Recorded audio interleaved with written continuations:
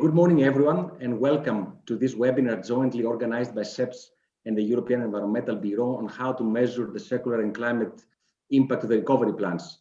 My name is Vasilis Rizos. I'm head of Sustainable Resources and Circular Economy at CEPS, and I will be the moderator of this discussion. Just to give a little bit of a context for a start, I think by now we are all aware that the EU has taken decisive action to address the economic and, of course, social impacts of the COVID-19 pandemic. There is a stimulus package with a total value of 1.8 trillion for the period 2021-2027. And a key instrument under this package is the Recovery and Resilience Facility, which will make around 670 billion in the form of loans and grants available to member states in order to support their green and digital transition, among others. And as it is often said, perhaps this is the first time that we have in Europe and even beyond funds of this scale available for green investments. Now, in order to gain access to these funds, member states will need to prepare and submit by April national recovery and resilience plans, which will outline the investments and reforms to support the green and digital transition of the country. There is definitely a lot of hype these days regarding the green investment opportunities offered by these funds. But while we're at the stage of countries preparing or even finalizing, in many cases, their plans in order to submit them by April, one issue that we think deserves particular attention in the policy debate and will be the focus of the discussion today relates to the monitoring of the climate and circularity impacts of the plans. So in particular, some of the questions that we would like to touch upon today are whether we have the processes, first of all, and the metrics in place for measuring and monitoring the impacts of these plans, whether the countries are prepared in practice to make such ex post evaluations, and whether there are any lessons from previous financial crises that should be taken up by member states. Now, I think we have a fascinating panel with us today in order to discuss these issues. And I know you hear it a lot these days in the various webinars, but we really tried to get a good picture from different angles. And we will start with Sipra Pietikainen, who is a member of the European Parliament and has been very active for many years on topics such as green and circular transition, also sustainable finance. I think she's very well equipped to provide the big picture and kick off the discussion. Then we will continue with Geraldine Moyon, who is acting director at the Directorate General for Economic and Financial Affairs of the European Commission. And Geraldine will elaborate on the criteria that are in place for the assessment on the behalf of the Commission of National Recovery and Resilience Plans. And of course, we'll be happy to hear some perspectives on how the Commission plans to monitor their implementation and impact.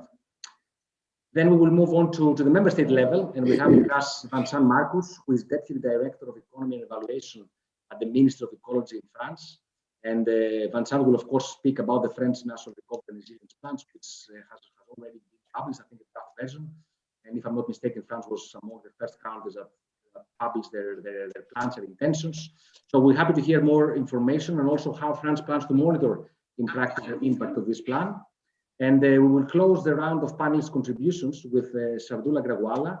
Sardul is head of the Environment and Economic Integration at OECD, and he will present insights from ongoing OECD work on the greenness, if I can use this word, of COVID-19 recovery measures, and also lessons learned from previous financial crises, since I know that OECD has been doing work in this domain.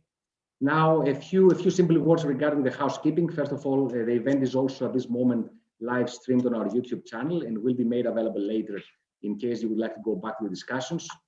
The structure is pretty simple. All speakers will first have 10-minute contributions. Some of them will use PowerPoint slides as well.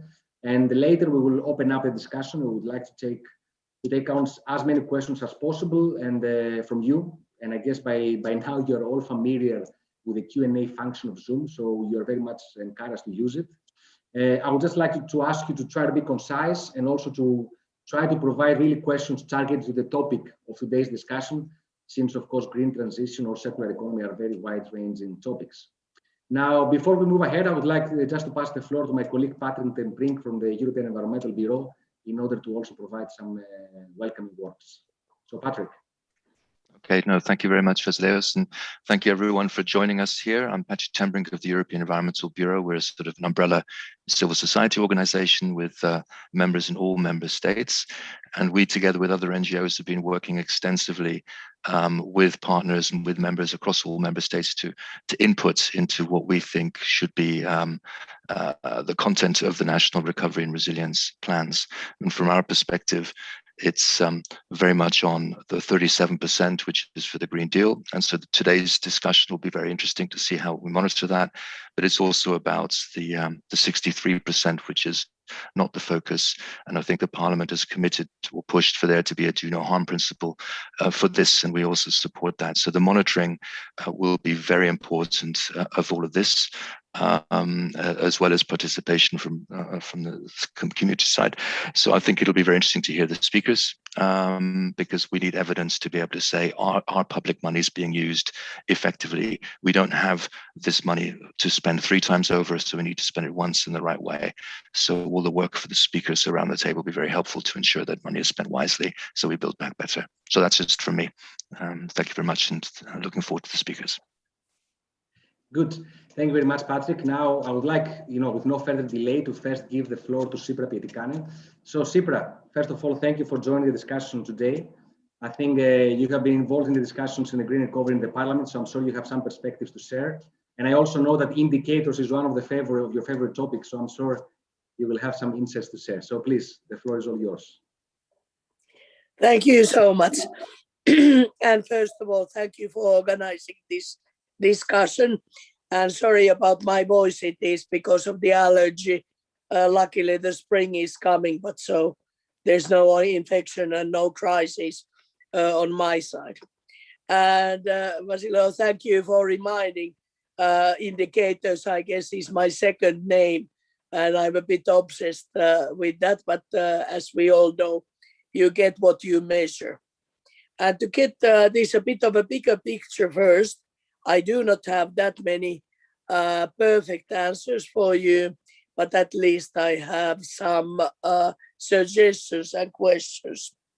First of all, and that comes to the global level, where hopefully the OECD also could give some reactions, because we are globally using quite substantial amount of money in recovery funds in one hand, and in second hand, we know all the attempts on the side of sustainable finance and circular economy and Glasgow coming and climate change and all that. I think that as a part of this initiative of sustainable finance platform, and I know that the central banks have been very active on this, and also the sustainability board and IMF in the global level, and I would be happy to see, and I know OECD is part of this, to have this kind of a global measurement unit or a board to look at the indicators where the money is spent. Second, and this is the debate what we are having in Europe, we know that actually the indicators and life cycle analyses are there. The problem is that there's so many and there isn't agreed and harmonized benchmark that is used all over. And there, I think that in the context of sustainable finance and this, we should push for the mechanism that the Eurostat should be the organ, the actor in the European level, to serve as this kind of analyst and beholder of data when it comes to national spending, when it comes to calculation methodologies, be it green budgeting, be it taxonomy, be it natural capital or whatever, and sort of beholder of the process to unify and agree the measurement across the lines. And we all know already now that, for example, and that was the scam and the catastrophe with common agricultural funds, that they totally count differently what is green and sustainable on their funding compared, let's say, to environment or to DG FISMA in financial sectors or some others.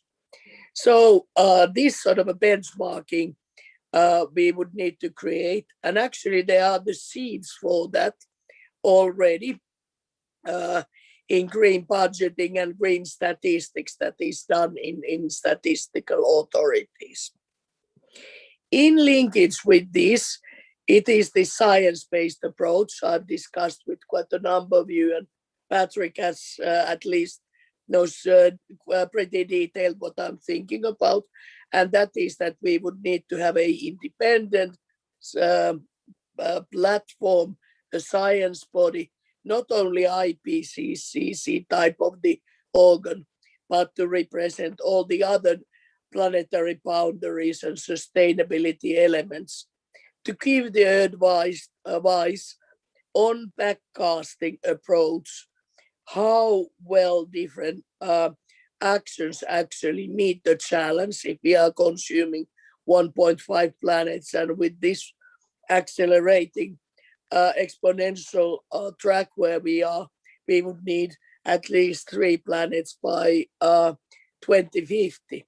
So you can actually, and there are models for that, forecast from that point what needs to happen in our agricultural policy, on our energy policy, on our circular economy, on our whatever transportation fields it is.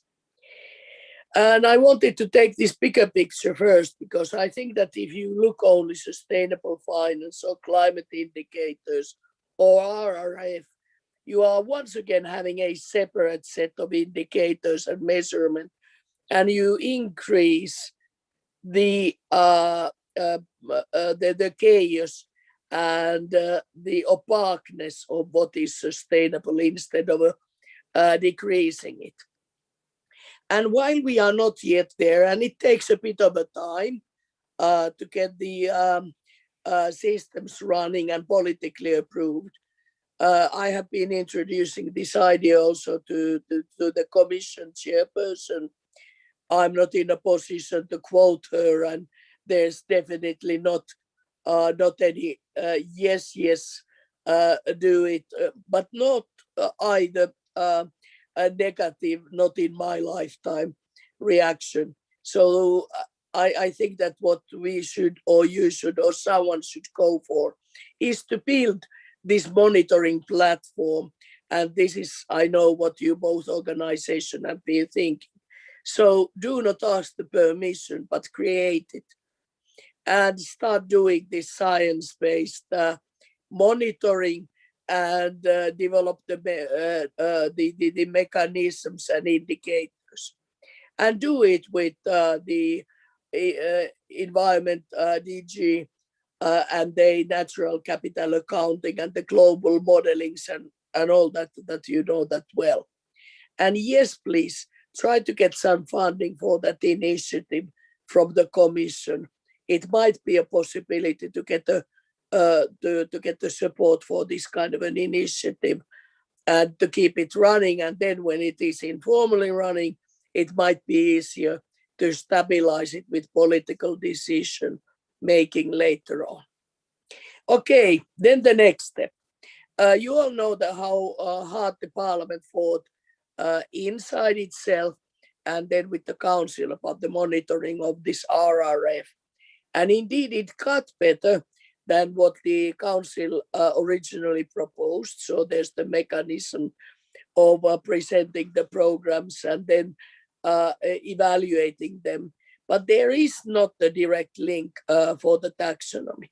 And there again, we are in the same problem that, okay, the more you have different kind of measurements, the more different kind of demands you have for the businesses, and the more ineffective guidance you get.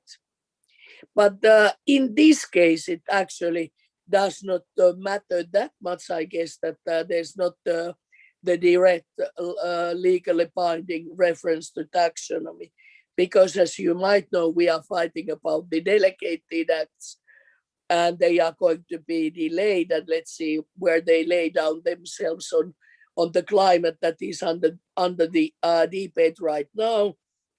And then again, probably the next steps for biodiversity and other circularity and waters, and you know, that are going to be in same level of a difficulty.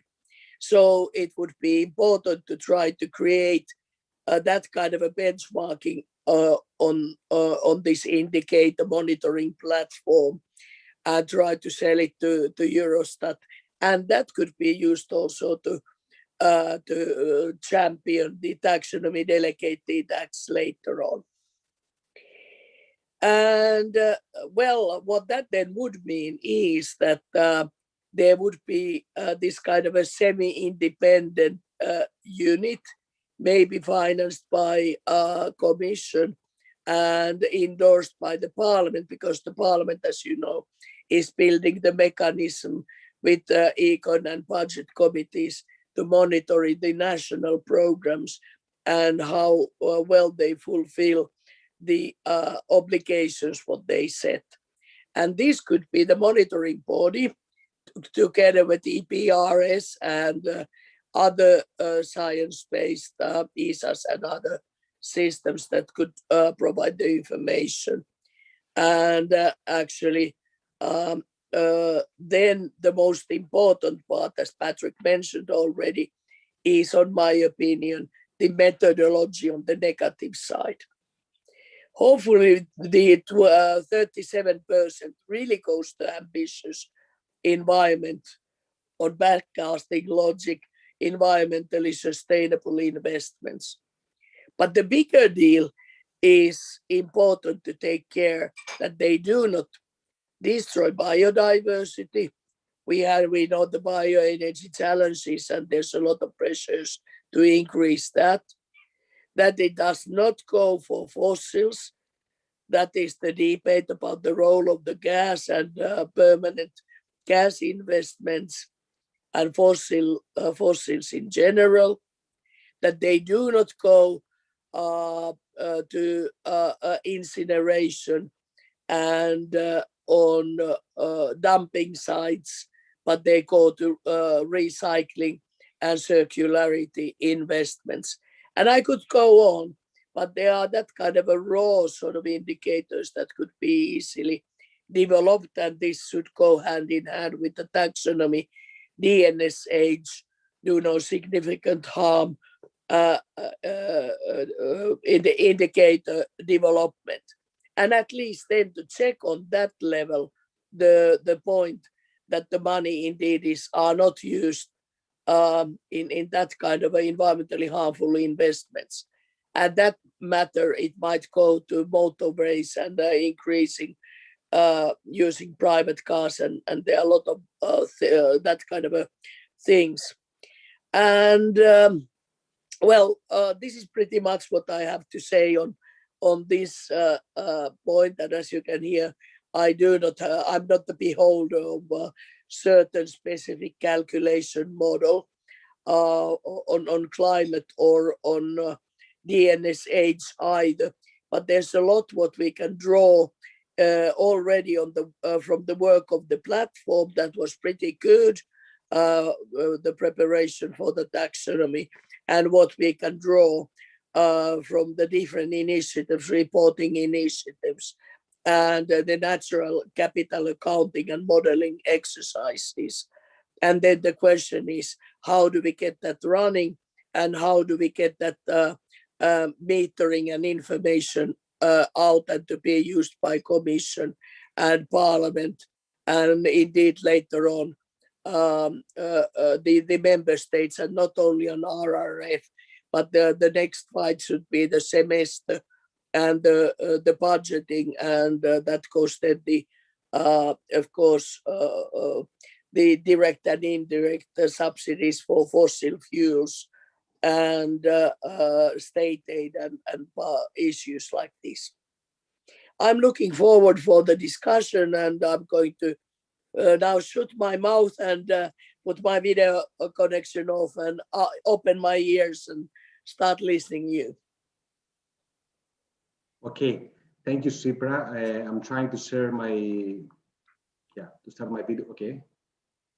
Okay, my video is starting again properly. So thank you, Cypra, for outlining first of all, the current discussions in the Parliament, also some concerns from your side on the way forward. I'm sure that some of the issues that you raised with regard to the European semester or to the taxonomy and the delegated acts might come back later in the discussion. And I also echo your point regarding the national accounting statistics and mechanisms that are already in place, and perhaps they could be better used in the future. I think this is something that Sardul may later also come in and provide his perspectives. Now, before I move ahead, just apologize if my microphone doesn't work very well or if you have some sound issues. I know some participants have mentioned this, but I really have had some problems in this morning. I would also like to remind you that we already start sending your questions through the Q&A function. I think I can already notice that there are a couple of questions there. So this is very good. So now I would like to turn to Geraldine Moyot from the European Commission. Geraldine, first of all, thank you very much for taking the time to be with us today. And the regulation, of course, on recovery and resilience facility already includes a number of criteria for assessing the national recovery plan. So I think you already have some mechanisms and criteria already in place and in your mind. And we're happy to hear more perspectives from your part. And also, how do you plan to monitor implementation and impact of these plans in the coming years?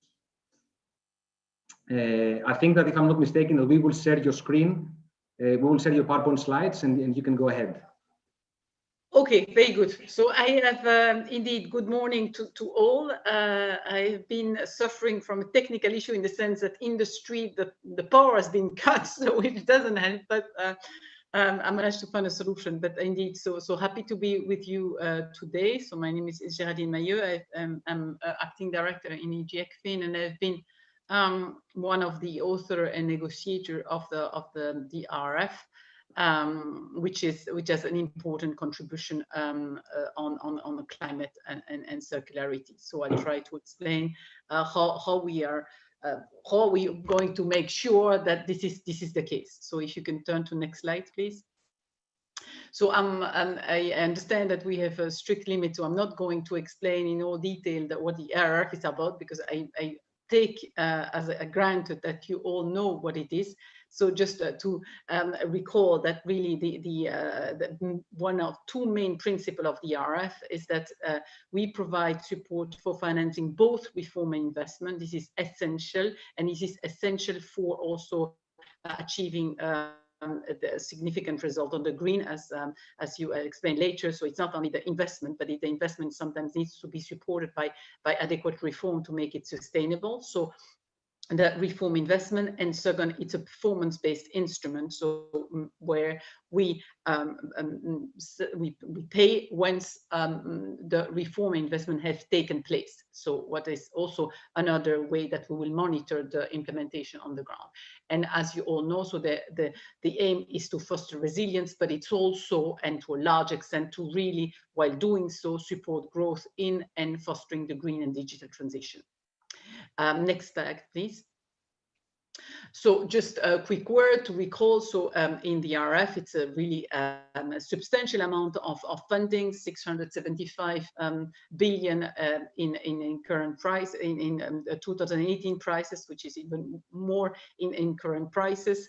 And then we can give with that both loan and grant, with some ex-ante allocation for the grant, and for the loan a maximum of 6.8% of each member state GNI, with some strict limit in terms of when we can commit the fund, because it is in line with the spirit of the regulation. And then an important element is that for us to be able to commit the fund, we need that the member states submit a plan, and the plan they need to provide costing and adequate element to support that, and also that they need to assess, we need to be able to meet all the assessment criteria.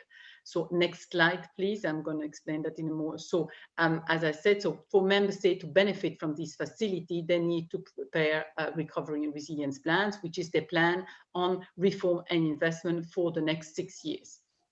And in this, they need to explain what they're going to do, which reform, which investment, in a very important number of detail, and in particular on the part on the green and digital, because as I will mention in a minute, we have a specific assessment criteria regarding these two elements. But in addition to that, what is important is that, and that's also a requirement in the plan, is that these plans are not coming off nowhere. They need to be of course, align with the country-specific recommendation, and even more than that, address the country-specific recommendation. But in the climate and green world, they need to contribute to the EU 2030 climate target. They need also to be consistent with the national energy and climate plan that member states have already submitted to the member state, and they are going to update now with the new ambition. They need also to be in line with the territorial just transition plan, the national reform program. So we make sure that this is not an isolated plan, but they are really integrated into the long-term strategy of the member state, but also the long-term strategy of the EU to reach our climate goals. Next slide, please.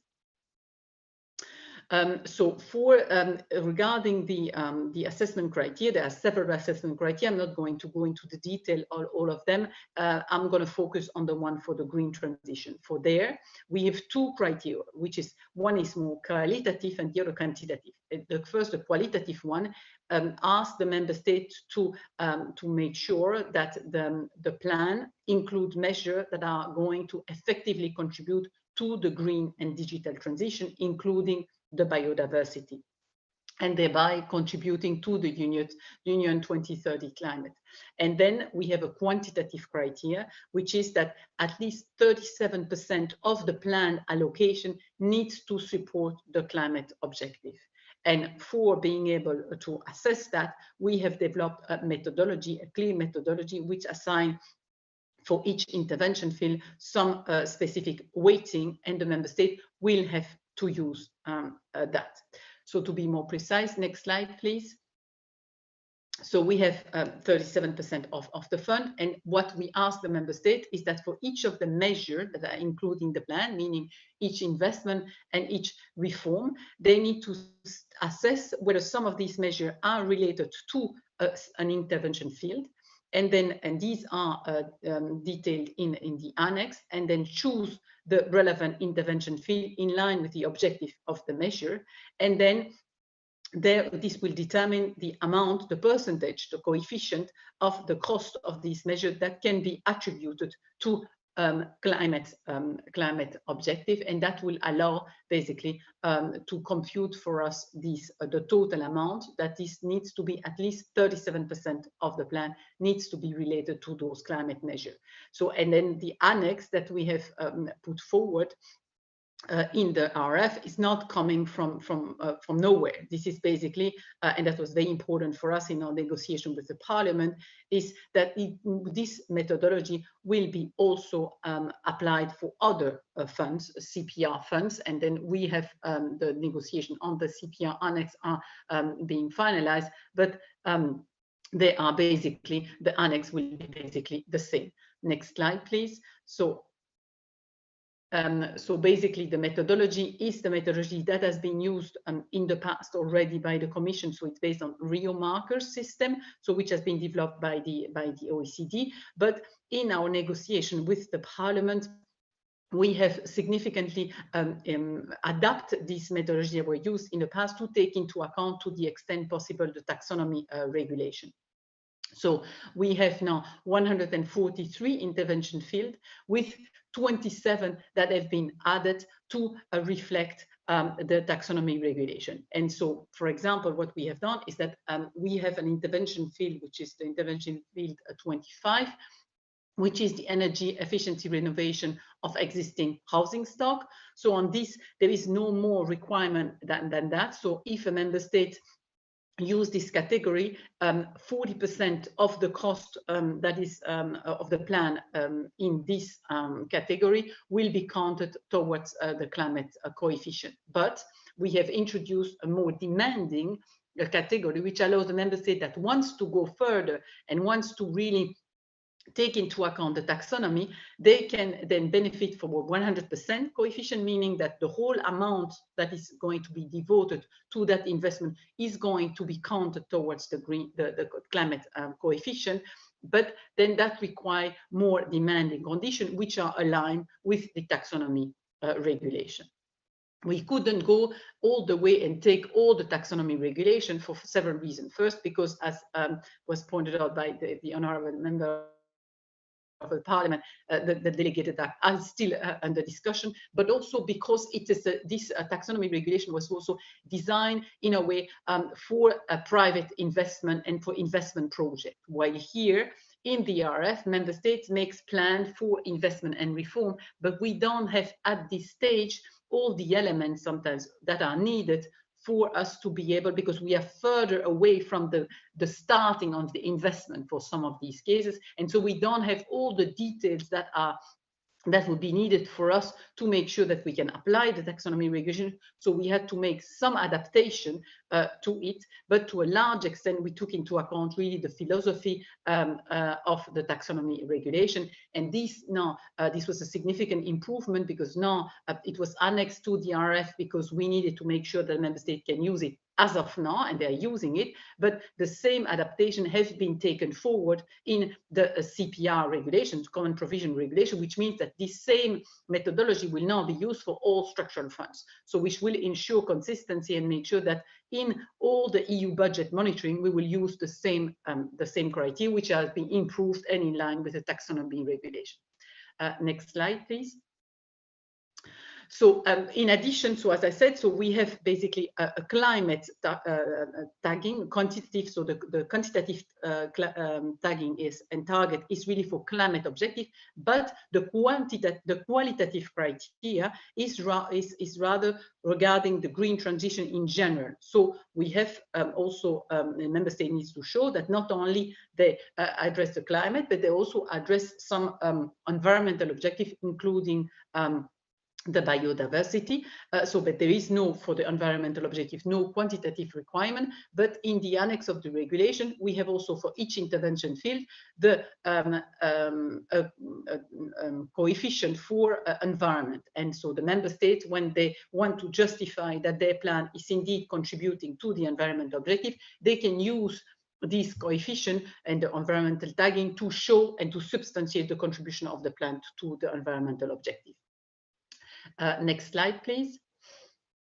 Then another element that was also mentioned by the previous speaker is the do no significant harm principle. It's an important element. This is a full criteria. That is very important. And so the principle comes from the taxonomy regulation. And what we have been asked member states to do in their plan is that for each measure, meaning each investment of each reform, the member state will have to show that none of them makes a significant harm to any of the 6 environmental objectives of the taxonomy regulation. So it's relatively demanding, and we are now in negotiation with the member state to make sure that this is the case. And so in order for helping member states to so we have developed a guidance, a technical guidance that we have shared and we have published, and we ask basically member states to ask us a certain number of questions, so that and then to answer these, and then by answering these they can show us that indeed there is no risk of significant harm to any of the environmental objectives. Next slide, please. So that is just to recall all the 6 environmental objectives. And so indeed, so it's not only that a member state, so if, for example, a measure is tagged as 100% for climate tagging, meaning we will consider that, of course, there is no significant harm to the objective of climate change mitigation, but that doesn't mean that it's enough. So member states will also have to show that the same measure do not do any significant harm to any of the other 5 environmental objectives that are included in the taxonomy regulation. Next slide, please.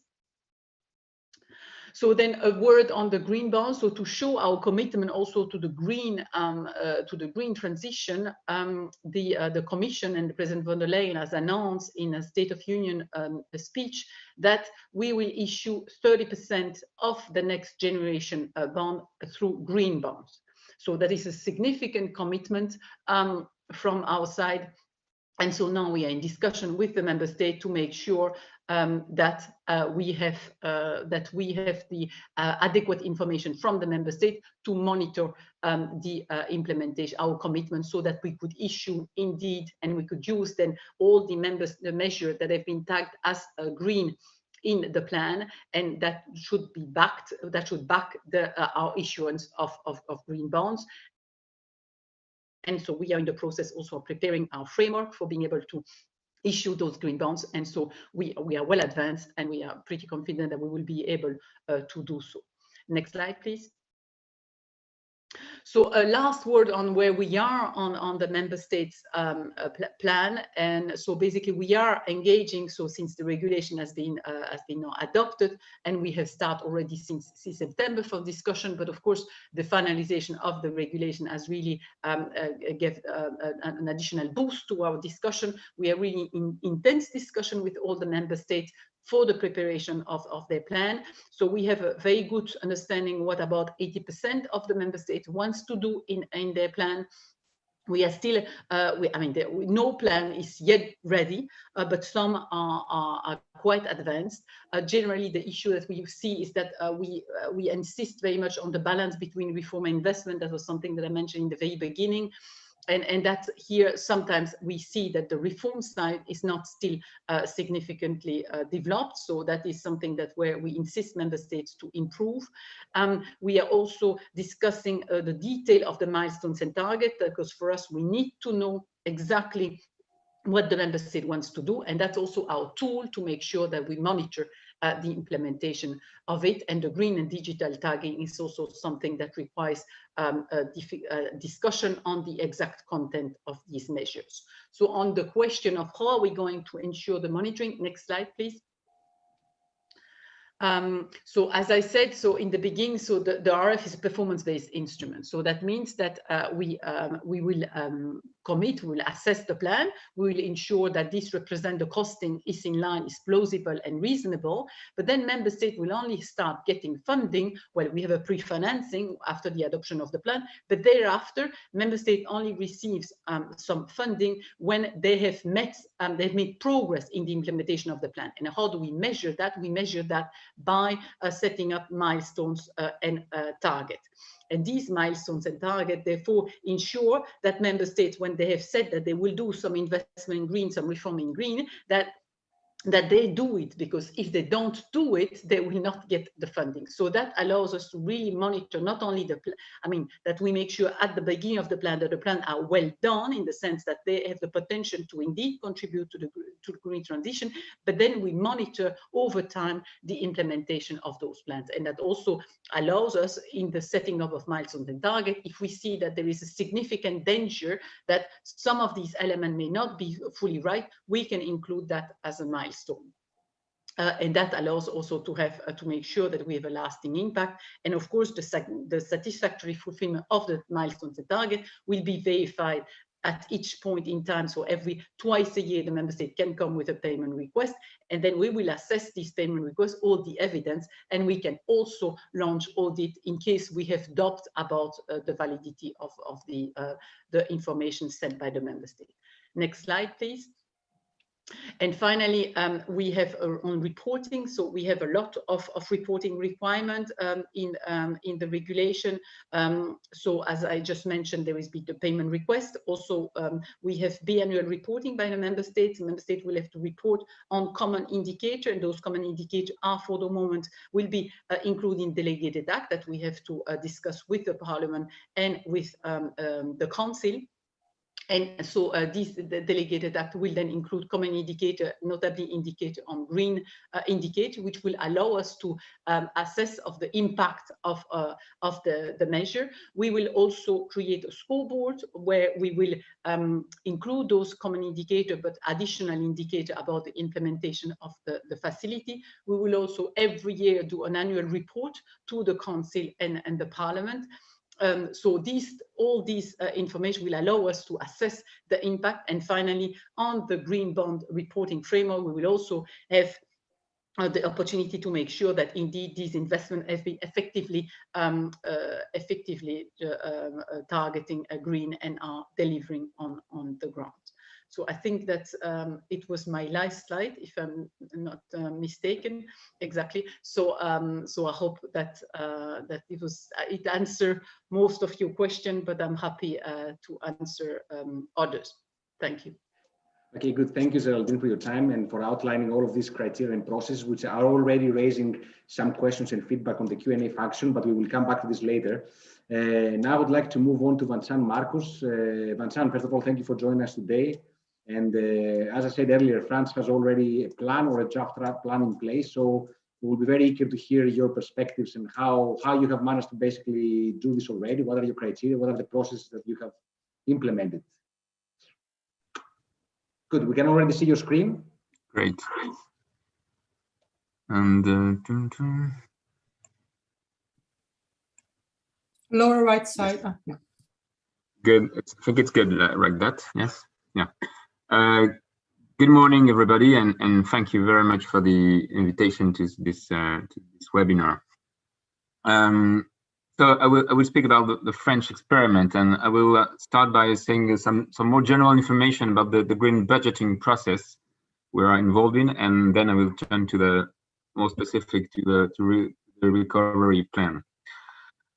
On green budgeting, so last year for the first time we experimented a full green budgeting process for the 2021 finance budget bill, and just to say where does it come from? In fact, it comes from both international and national needs.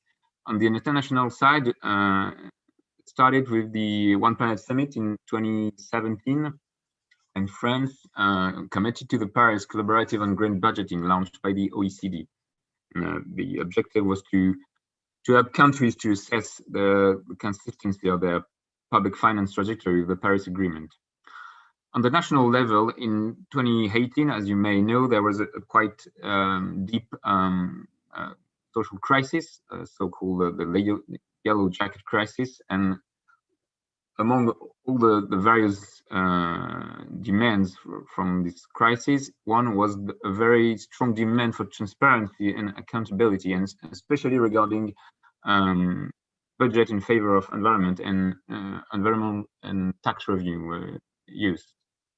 So last year, we published a full, for the first time, a full comprehensive report on the environmental impact of the budget.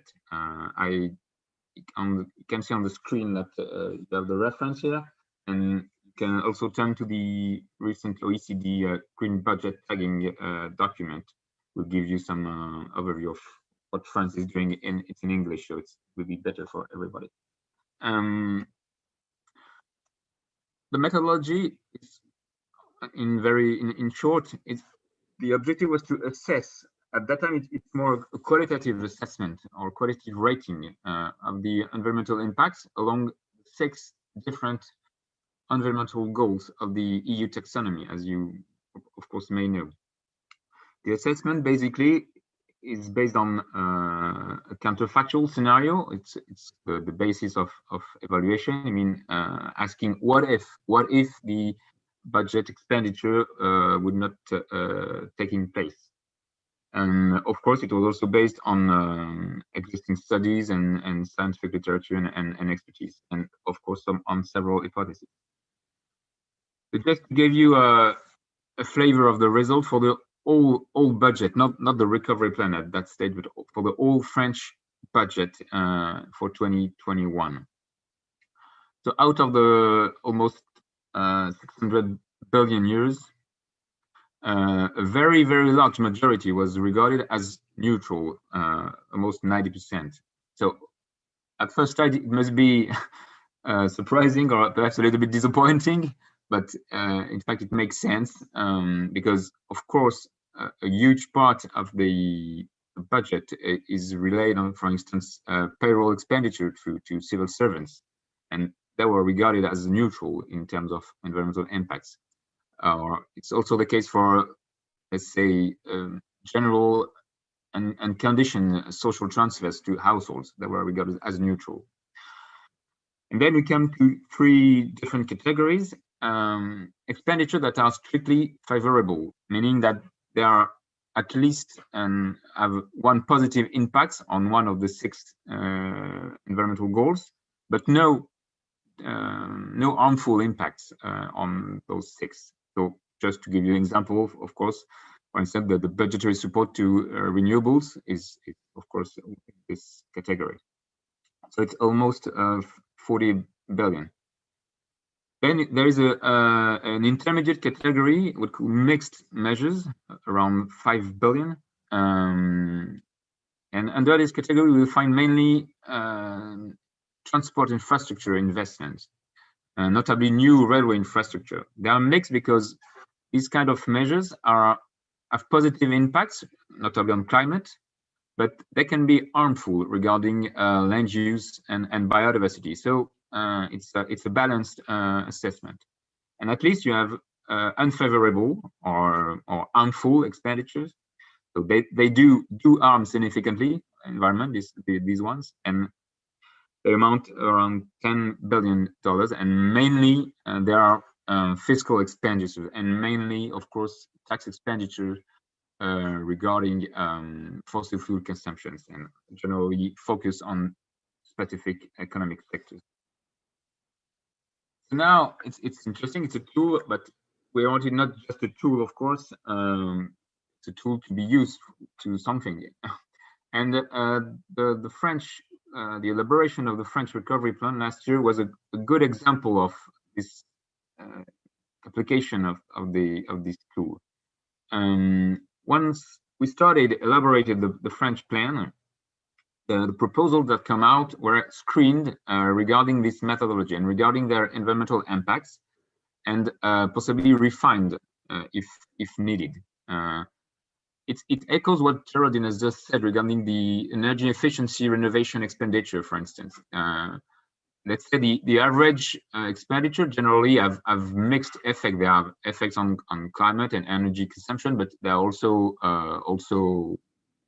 other objectives.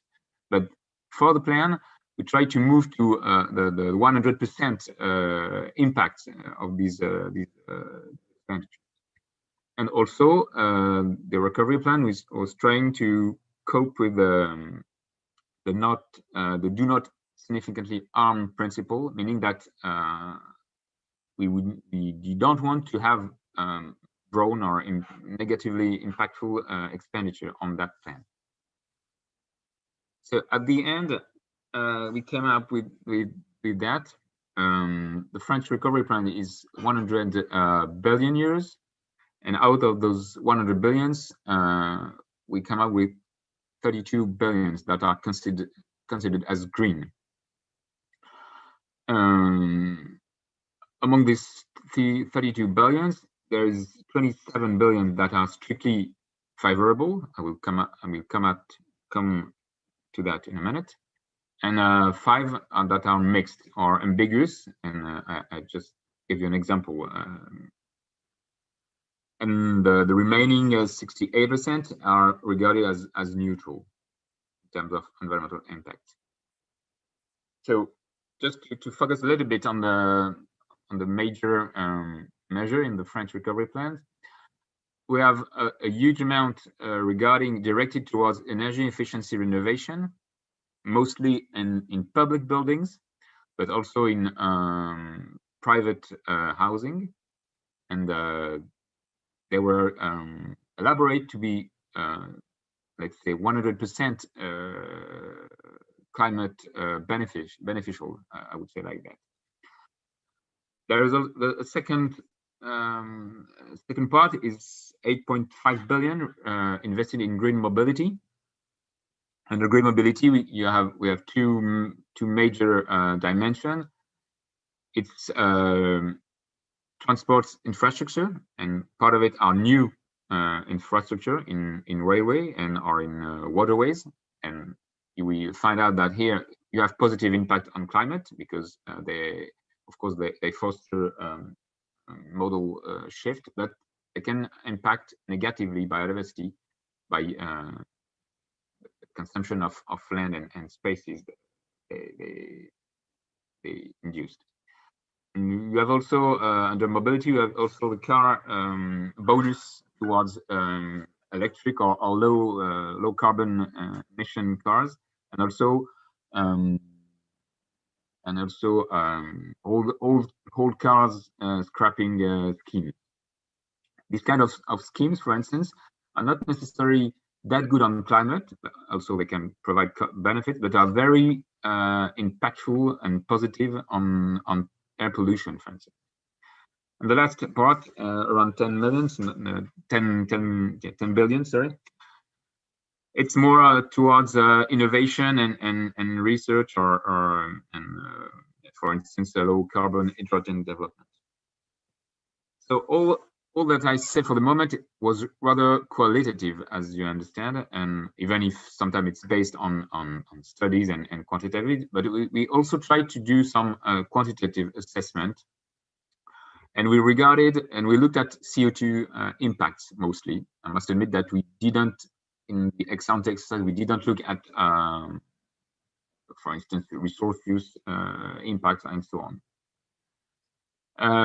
So just to message, so we come out with almost 60 million tons of CO2 equivalent avoided emissions. The two most important sectors and measures are the energy efficiency renovation for public buildings, and the second is the decarbonization for industry. The two main potential areas. To do that, it's rather, let's say, basic math. Let's say from existing works, we know how much one public euros in, for instance, energy efficiency renovation will deliver in terms of CO2 avoided emission. So we were able to turn out the euro from the recovery plans into CO2 avoided emissions. And it's the same for, let's say, the electric bonus, for instance. We know if we raise the bonus, we change relative price between standard and electric cars, and we know the impact in terms of market share for these vehicles. Just to conclude, regarding ex post assessment, it is obviously the issue that is ahead. I must admit that I don't have much to say about that. It's, let's say, just starting, in fact, in its ongoing work, but I can confirm that it's very important for us, and not only because the Commission, as you understand, will ask for information from the member states. It's also important for us. We already decided to set up a dedicated steering committee with an annual report due each year to monitor and provide indicators and information on the ex post impacts. What we know, and of course, I think we all know that the ex post assessment really has to be anticipated from the beginning. If you want to be able to perform a good ex post assessment, you have to think about it in an ex ante mode, because unless you will all the relevant information you will need to perform this ex post assessment, you will miss this if you didn't anticipate them. And just a final word, there is also sometimes some trade-off, because, for instance, for some of the measure of the plan, when you turn to very numerous, very large number of beneficiaries, for instance, small and medium enterprise, there is sometimes a trade-off you have to face between the information you need, and so the information burden you will ask, and the way to keep the subsidy you want to give attractive. So sometimes it's a kind of trade-off. I think it's over for me now. Thank you. Okay. Thank you, Vincent, for outlining your approach in the French recovery plan. And I have quite a few questions myself, but maybe we'll come back to this later. And I think in your last slide, you alluded to the challenges related to the ex-post assessment. I understand that you are at an early stage. And this is really a very good bridge to our next speaker, Sardul Argawala from OECD. And Sardul, thank you for joining us today, first of all. And I know you have been doing extensive work on this, so we really look forward to your insights and perspectives. Thanks very much, Vasilius. And I'd like to thank CEPS and EEB for inviting me. I'm going to start sharing my screen now.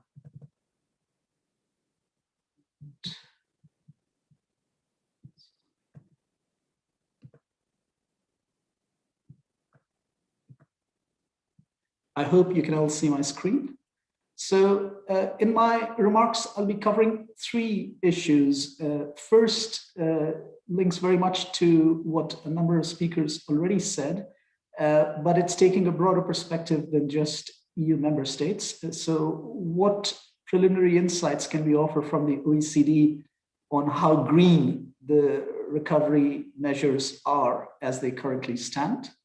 But then I'm going to delve a bit more deeply into the issue that Vasa just mentioned at the end, which is ex-post evaluation.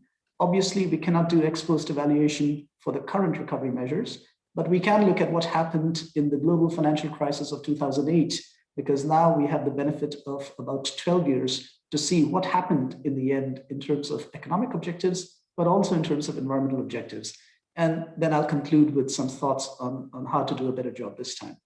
So just to lay out a very rough framework. So, if you look at this crisis, obviously, we are still, unfortunately, 1 year after the crisis, oscillating between outbreaks and containment. I developed this slide about 6 to 8 months ago, and I thought we'd be well past it, but we are still here. And if you're looking at immediate measures, a lot of the government focus still is on rescue as opposed to recovery. And here the focus is on liquidity and income support to households and businesses. But of course, we are thinking about the transition out of the crisis. And this is where the recovery packages and the fiscal stimulus comes in. And finally, at some point, I hope that we'll be post-pandemic.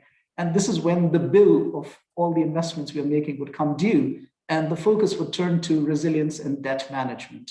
So if we think about environmental priorities with this broad picture, in the initial stages, the focus is to a large extent on doing no environmental harm when we're talking about emergency responses. So how to avoid rollbacks of environmental regulations and how to make sure that the emergency response measures are not locking in a brown economy. Then, of course, when we get to the stimulus, this is where we are talking about greening the stimulus and recovery packages. And finally, when we are coming to fiscal consolidation, this is where environmental fiscal reform and building environmental and economic resilience would come in, but we are not there yet. Now, coming to this question of how green are these recovery packages, to start with the recovery packages, we should not forget the driving forces are still economic, jobs, income, and growth. But of course, the question is, are these recovery measures consistent with long-term objectives on climate, biodiversity, circular economy, and so on? And at the OECD, we've been collecting information on all of the recovery packages that have been announced by OECD countries, but also key emerging economies. And we have built a green recovery database, which currently covers 43 countries. And what we have tried to do is look deeply at the measures that have been announced and try to categorize them, whether they are positive in terms of environmental implications, negative in terms of environmental implications, or perhaps the impact is mixed, or they are not relevant from an environmental perspective.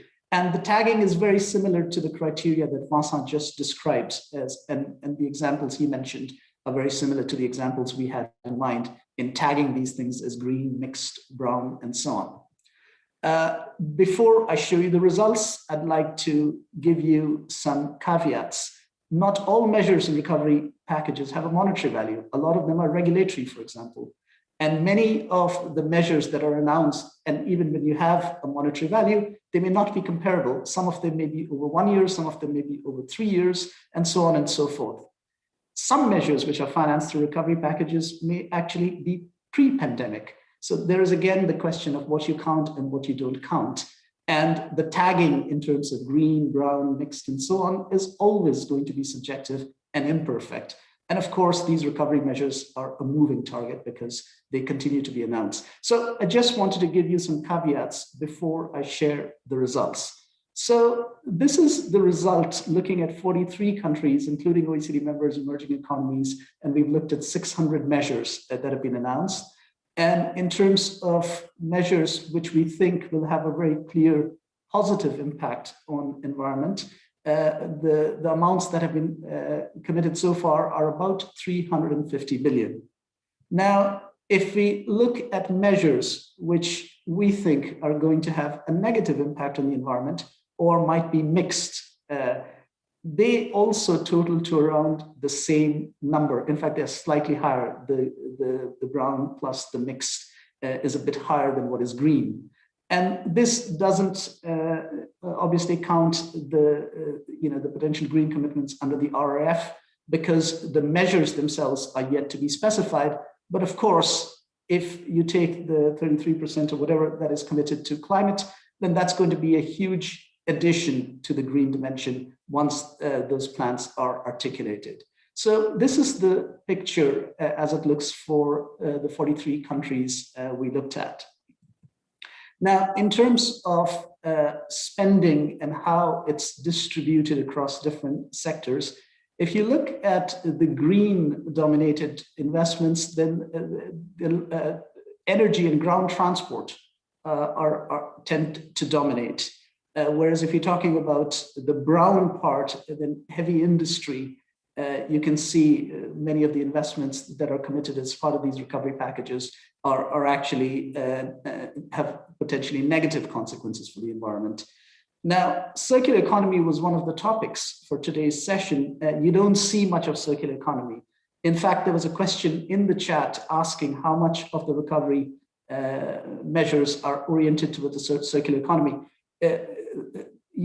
Here, what we have been able to track, there is a tiny bit on waste management. You can see it, which is the third pillar on the far right.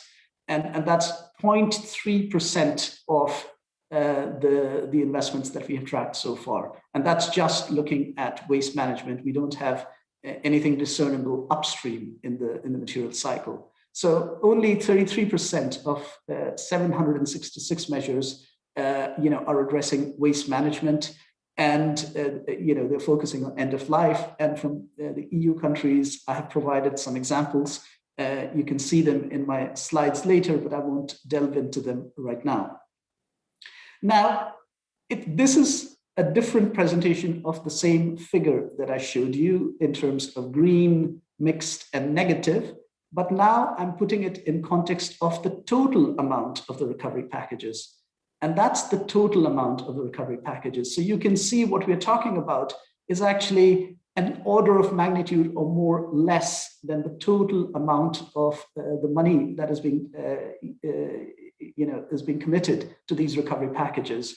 And again, here it has some echoes of what Vincent was talking about in the French context. And of course, I mean, we have to keep in mind that there's a much broader agenda to the recovery packages, but one should still, see that this means that maybe we are not dramatically, this is not about transformational change yet towards a greener economy. This is largely to address current economic priorities right now with maybe some elements of a green transition. So perhaps our ambitions still are too modest. And again, I'm not talking about the EU picture is probably a lot better than the 43 countries I'm talking about, but this is still worth keeping in mind. But now I'm going to switch from tagging flows towards green or not green objectives to impact evaluation, because ultimately it's not about financial flows. Financial flows are a means to achieve environmental objectives. And here, the experience from the global financial crisis of 2008 is very interesting. First, because there was, maybe less so compared to now, but there was a clear emphasis on injecting a green element in the stimulus measures at the time of the global financial crisis. In fact, this idea of green growth became popular coming out of that crisis.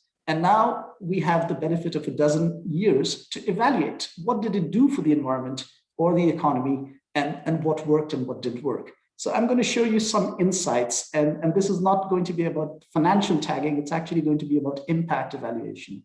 So when we talk about the green recovery, and the most ambitious plan in that context was the American Response and Recovery Act of 2008, one of the poster childs of that was the concessional loan program of the US Department of Energy. And the first loan was made to a photovoltaic manufacturer called Solyndra. And the president visited the factory, and there was a loan of there was a loan guarantee of $535 million US. Unfortunately, that company failed a year or two later, and it was a $528 million loss for the government. And critics of greening the stimulus often still cite that example as a cautionary tale. What people don't talk about is that another loan was made to Tesla, and that loan led to the development of the first facility to manufacture the Tesla electric car. And here's a quote from Elon Musk at that time. And so Tesla got a very similar loan as Solyndra, but Tesla paid it back 10 years early. So there are two lessons here. One is, don't go by the headline examples because there's a bigger picture. And overall, the loan guarantee program was successful. It ended up in the black. But there's a second issue, which is about policy design. As the Solyndra example shows, there's a huge risk that government takes when they provide support to risky technologies. And there's a risk of huge losses, as happened in the case of Solyndra. On the other hand, the Tesla example shows that it can work. Now, when Tesla paid back the loan, they paid back at 2% interest. When Solyndra lost the money, the government had to absorb the loss. So we are taking venture capital risks, but not requiring venture capital returns. And this goes to the design of the support programs. Is that the right way? And there should be a much more richer debate about it. If governments are taking so much risk, should they also be expecting higher returns when the bet is successful? Now, talking about overall the kinds of investments that were made post-global financial crisis, a lot of them were in renewable energy generation, energy efficiency, clean tech, nature conservation, scrappage payments for vehicles. And I have a whole list in my paper, and it's summarized here, about what we can say about the impacts. One issue, because they were made in the context of a recovery plan. So what did they do for job creation? And here the picture is really modest. Sometimes there were jobs created, but jobs destroyed elsewhere in the economy. So there's this issue of what economists call partial equilibrium versus general equilibrium effects. And sometimes in the general equilibrium effects, the impact on employment was less obvious. On technology support, I've already talked about the risks of picking winners. And then one example, which was very popular last time around, was how to get old, inefficient cars off the road. Here, it's been empirically tested that there were clear environmental benefits in terms of reducing pollutant emissions. But on the economic side, it was found that the cost per job created was an order of magnitude higher than other comparable stimulus programs. Another issue was that many of the vehicles which were taken off the road would have been taken off the road 6 months or a year later. So we may have just shifted the environmental benefit rather than creating an additional benefit. So these are the nuances we have to think about when we look at ex-post evaluation. So what can we learn from greening the recovery? I think one big message, and this is coming largely from the American Recovery and Reinvestment Act, is that well-designed, large, and timely stimulus measures can deliver green and growth. And I provided some numbers here. And if you look at the dramatic decline in renewable energy, particularly photovoltaic, there is a case to be made that stimulus measures and the R&D investments had a big role to play in it. But for green stimulus to deliver, it's not just about money. We need flanking instruments that fix the underlying externalities and provide coherent signals. Because one of the risks is a rebound effect, that you might improve efficiency, for example, but there may be an increase in demand. So unless there's a carbon price, for example, the consumption might go up even though efficiency is improving. And we've seen that coming out of the global financial crisis. So this also gets to the issue of policy design. Policy design, it's not just about the money. Policy design of such measures is absolutely critical to prevent rebound effects, limit market distortions, and ensure additionalities. Quite a significant part of the stimulus money in the last crisis went to measures which would have been taken place anyway by private actors. They may have either been advanced in time or they may have simply displaced private investment. We need to make sure that public investments are truly additional. And the final point is independent program and policy evaluation needs to be built in. Most of the recovery and response measures had a lot of ex-ante evaluations going into them, but very little monitoring and hardly any ex-post evaluation. And given the amount of these packages, I think that was a major failing, and we can do a lot better this time. And I'm really glad to hear that the EU and the member states are thinking on those lines. So this is my final slide. I've emphasized the importance of policy evaluation, but how do we do it? First point I'd like to make is that there is ex-ante evaluations are often done, but if you could conclude in 1 minute. Absolutely. I think there's a tendency for ex-ante oversell. All the measures we say would address several green priorities and create jobs and boost the economy. And we have to be realistic and somewhat critical to see what can we meaningfully do as opposed to pitching our measures to meet all objectives. Ex-post climate and circular economy impacts is quite challenging. Lack of a counterfactual. And so we can't really do randomized trials like we did for vaccines, where we have a control group where no policy or no stimulus is given, and another group where you give the measure. So we can't do that. And of course, there's a big interlinkage between stimulating growth and environmental pressures. Because if the measure boosts growth, you might actually increase environmental pressures as a result of more growth, and that might offset some of the environmental benefits. So there are ways to do this rigorously, but we need to keep these caveats in mind. And this is a more positive message here, that we have improved our methods a lot over the last 12 years. We have much more on climate metrics. We have much more on taxonomies, financial tracking, and even on circular economy, we are making a lot of progress on developing metrics for that. And so these developments need to be built in to the evaluation, and the measurement part of impacts needs to be part of a broader evaluation strategy. It's not just about measurement. It has to be a much broader evaluation strategy. So thanks a lot. Okay, thank you, Sardul. Very many interesting perspectives, a lot of things. I have quite a lot of things to say myself. I'm not sure we will have the time in the end. But in any case, we're a little bit ahead of time, or behind time actually. But I think it was worth it. We had very interesting perspective from all four participants. So now, very briefly, I can just turn to my colleague Patrick. Patrick, I mean, maybe you want to kick in and just pick up a couple of messages and maybe a first question you would like to ask yourself. And then I can also take over for a round of questions. Yeah. Okay, great. No, thank you very much to all four speakers. I think they're all dovetailed perfectly together. Just to pick out some key words that I thought were interesting. I mean, the role of Eurostat, the role of auditing, screening in at the beginning, avoiding lock-ins as part of do no significant harm, issues of brown investments and so on, and also the flanking measures which you've mentioned. So overarchingly, our objective is twofold. One is to improve the NRRPs as much as we can before they are launched. And we've talked mainly about the investment side, and it was good that a couple of people mentioned the policy reforms, because formally the policy reforms are supposed to be as important as the investment choice in the NRRPs. So I've got a half a question there is, how can one measure, or how will the Commission measure and the countries measure whether they have sufficient policy reforms, green public procurement, carbon taxes, subsidy reforms, circular economy measures. All of these are essential to make it work. And the second question is that once these are set, the monies will be spent in tranches, and we will monitor, these things will be monitored, and they will be ex-post assessments. So the question is to everyone, first we expect the NRPs never to be as good as what one needs, because that's just the story of life when it comes to plans and budgets and interests.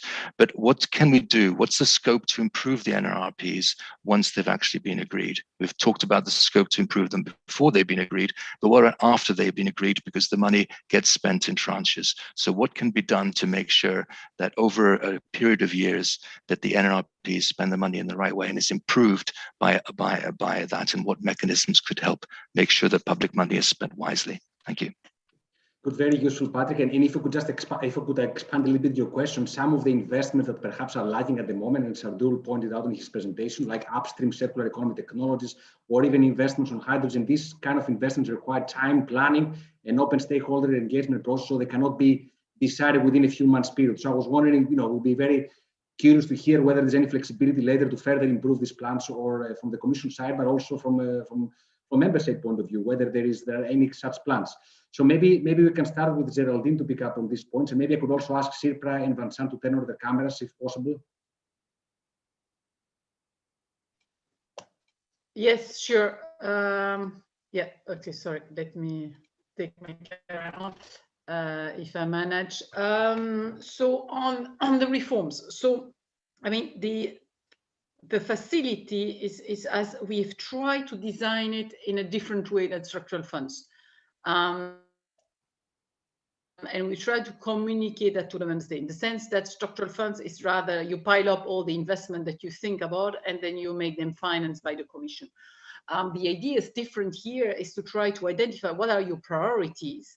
And these priorities are just your CSRs and the green and digital transition. What are the challenges? And then design plans that will address these priorities, both in terms of reform and investment. So the way we discuss with the member states is that once they have identified what are these challenges, either in the CSRs, identifying the CSRs, but also in some of these national energy and climate plan, for example, or things that we know that needs to be improved, or the flagship. And then we, it's of course a plan that is proposed by the member state. We don't want to impose anything, but at the same time, so member states have to come up with their plan, with their reform and investment. And then in that dialogue that we have now with the member state, when we see that the investment are not accompanied by the reform that would make it lasting, then we ask them to add it, because otherwise we will not be in a position to assess the plan positively. And as I recall, as I need to stress that the fact of having a significant contribution to the green transition and having a 37% impact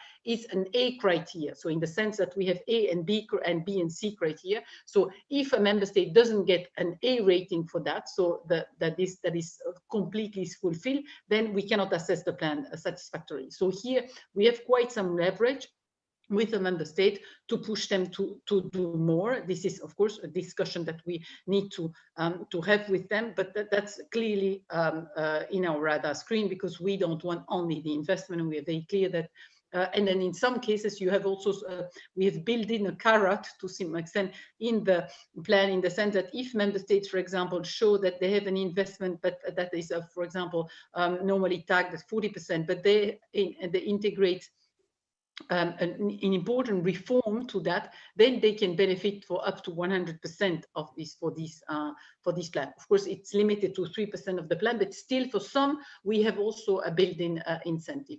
Now, the second question is, well, how the scope to improve it when it's agreed? So that's difficult, because that's not the point. So the point is that after this, so it needs to be good at the beginning. And then what we do is we monitor that the member states are going to implement what they have committed to do. And then they get it. So we need to have it right at the beginning. And that's very important. That's why all these negotiations are happening now. There is a possibility to update the plan after 2 years, once the final allocation are known for the grant. So in that moment, we can indeed correct some of these issues if we think that this would have not been really well done. There is always a possibility for member states to amend the plan if a member state thinks that for objective circumstances they cannot do it. But normally it's not aimed to improve, it is rather than for some reason they are no longer able to do the plan because of, for example, changing priorities or major political blockages or a technical issue that are such that the envisaged investment is no longer possible, for example, or reform is no longer possible. But I think our focus will be first now to make sure that these plans are good enough. If they're not good, they will not be accepted. That's it. So member states will have to present it again. And after that, we focus on the monitoring, and we have the tool with the milestones and target to monitor the implementation. Okay, Geraldine, very clear. So maybe I can turn now to Vincent. I'm not sure, I don't know if you have any comments on this regard, but there were also a couple of questions on the chat addressed to you. First of all, whether you look into environmental impacts outside the French territory, and if I could just expand a little bit this question, whether you have taken into account in your plan any kind of value chain approach, like creating clusters, industrial clusters, even going beyond the French borders and territories, because some of these kind of investments, or some of these investments that are more transformational, require a value chain approach and maybe looking beyond what is in the territory of the country.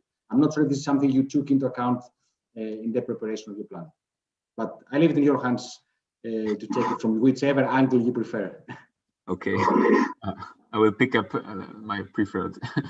Regarding the ongoing monitor, yes, in fact, the recovery plan is quite huge and quite large amount of money. So it's not we decided to spend it like that, and okay, let's see what happens in 5 or 10 years. And so there is a process to ongoing reconsideration about what amount of money is going to what sectors.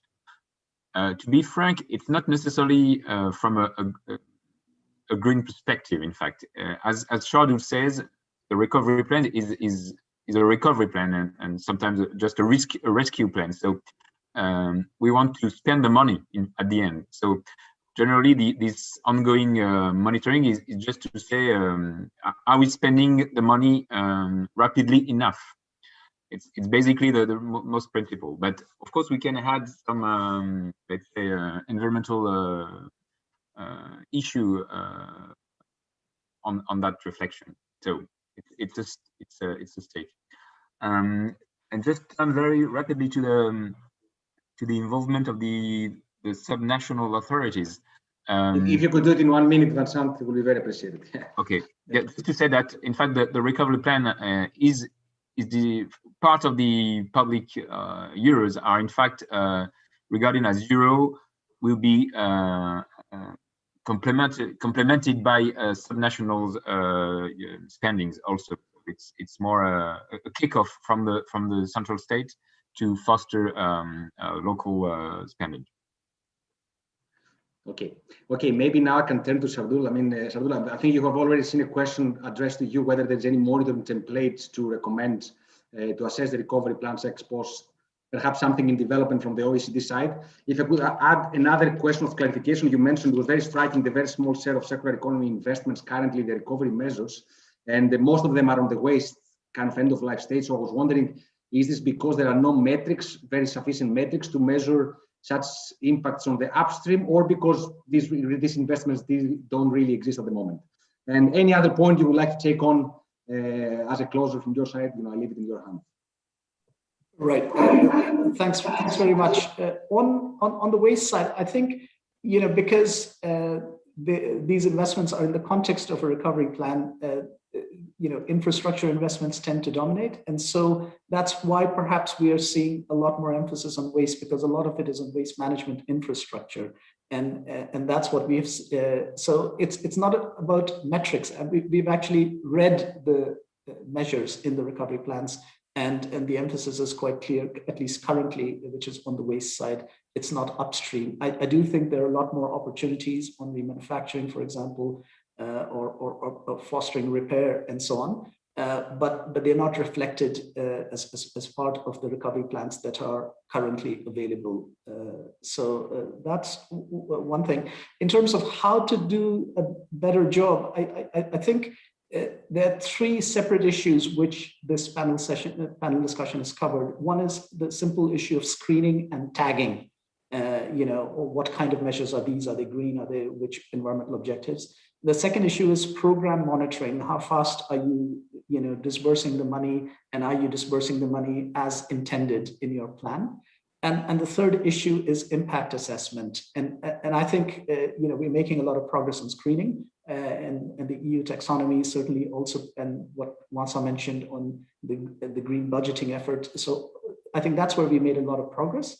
Monitoring is just something that needs to be there. And I think what we heard from Geraldine and also from Wasa, I think it's already a priority both at the EU level and at the level of member states. It's this last issue, because ultimately our goal is improving the environment. I mean, at least in this community. in the context of stimulating recovery and growth. And this is where I think what I was trying to convey through the concrete examples was you will not find a simple metric.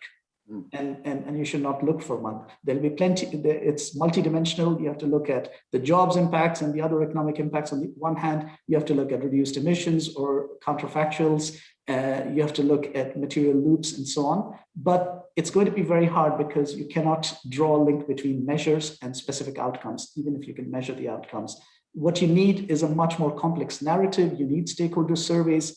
And as part of it, you can do some empirical research also on certain parts of it.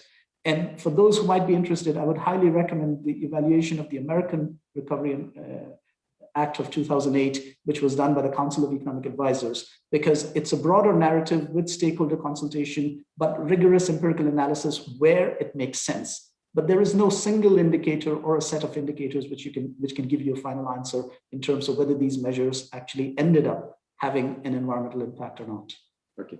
Okay, many thanks, Sardul. Sipra, I turn to you. We have like 1 or 2 minutes left. Maybe you can turn on your camera. There was, Sipra, are you there?